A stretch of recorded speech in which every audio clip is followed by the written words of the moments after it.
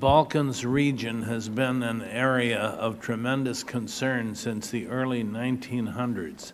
In recent years, the attention of the United States has been diverted to other geostrategic priorities. However, 2005 is an exceptionally important year for the people of the Balkans.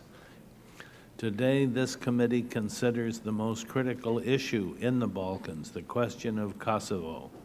In 1999, NATO intervened militarily in the former Yugoslavia. It's important and significant to ask why the final status of Kosovo was left undetermined at that time. The current status of Kosovo, or Kosova as it is also known as, is governed by UN Security Council Resolution 1244. The purpose of this hearing today is to assess the current situation in Kosovo and to consider U.S. administration policies towards Kosovo and its future status. I look forward to the testimony of our witnesses, and at this time, I'm pleased to recognize our distinguished ranking Democratic member, Mr. Lantos. Thank you very much, Mr. Chairman, and let me thank you for your continuing leadership on this very important issue. I also want to thank you for joining me in sponsoring House Resolution 24, which expresses the sense of the House of Representatives that the United States should support the independence of Kosovo.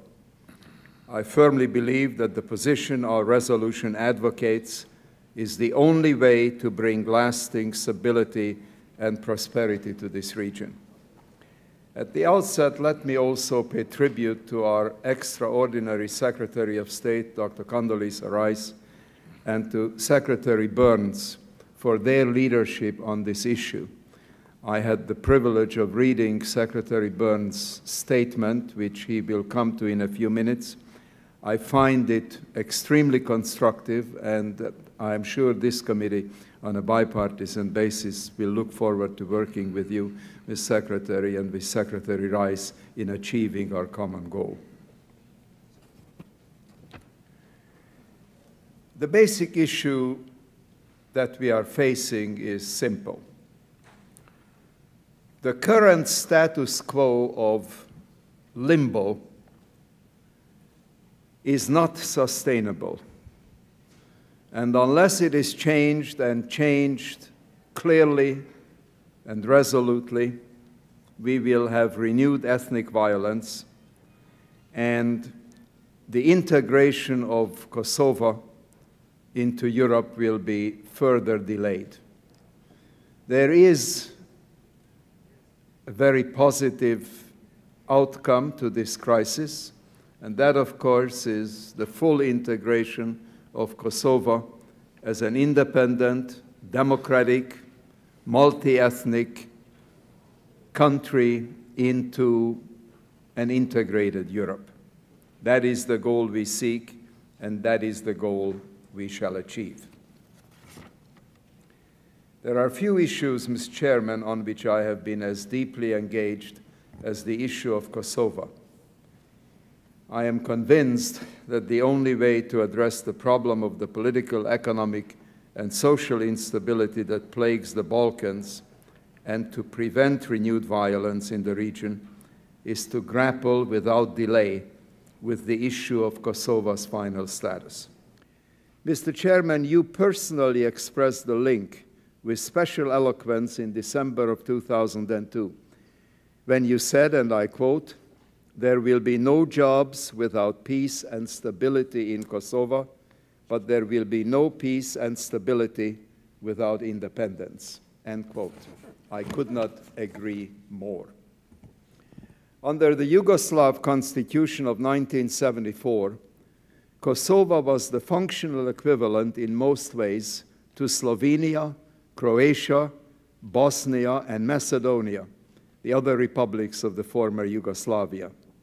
As an autonomous province, Kosovo exercised the same powers as a republic.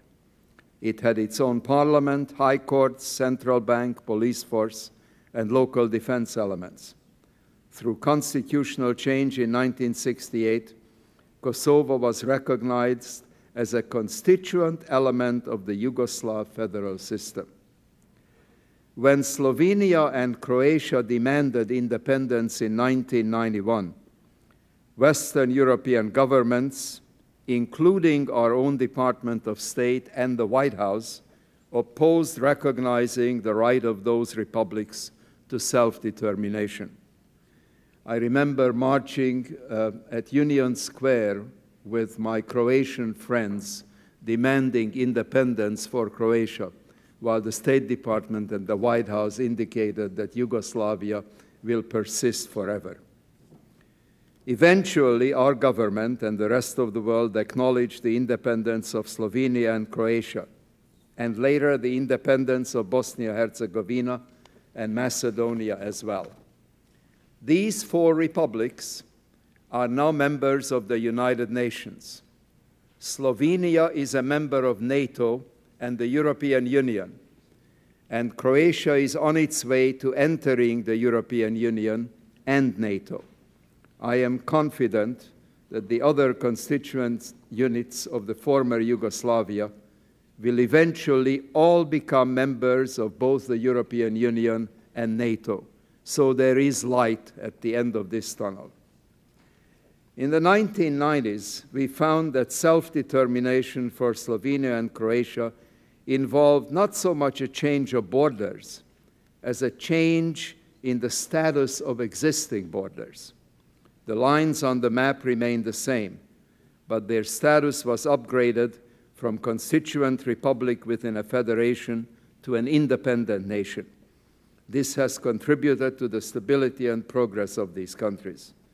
Mr. Chairman, Kosovo is entitled to precisely the same treatment. There must be no double standard. When Slovenia and Croatia, Bosnia and Macedonia were admitted to the United Nations, there was no talk of standards before status. Unfortunately, this has become a slogan for delay and indecision as it relates to Kosovo. The result is that for the past 6 years, there has been no serious discussion of the status of Kosovo, and the United States and our European allies have watched as the economy has floundered and as ethnic tensions have escalated. Anyone with any understanding of the region knows that there is no way that Kosovo can return to the status of a province of Serbia. I can't emphasize this strongly enough. This is not an option. The overwhelming majority of the population of Kosovo is ethnic Albanians who have vivid memories of Serb violence and atrocities just a few years ago. Recognition of Kosovo's independence must be done in such a way that the Serb population is fully assured that all their rights will be fully protected. There can be no compromise on that issue. Let me thank you, Mr. Chairman, and thank Mr. Lantos for the leadership that you two have provided on this issue. It's time to get on with it. I can't hear you. It's time to get on with it. We've wasted so much time while the lives of these people just go on and on. The young people in Kosovo feel helpless, and unless we move and act to recognize that they have the rights as everyone else to control their own destiny through the ballot box, they're going to be just as angry as Americans would be in the same situation. We shouldn't permit the rights of our young people ever to be violated such, and we should consider the people of Kosovo just as on an equal level with our own people. It's time to get on with this job, give them their rights, give them the right to vote and control their own country, and to have a democratically elected government. This administration, if it is serious about promoting democracy, which we hear from the president all the time, can start with Kosovo, and it's a great place to start because we can do it so easily. Thank you. Gentleman's time has expired, and we will move to our panel, our first panel.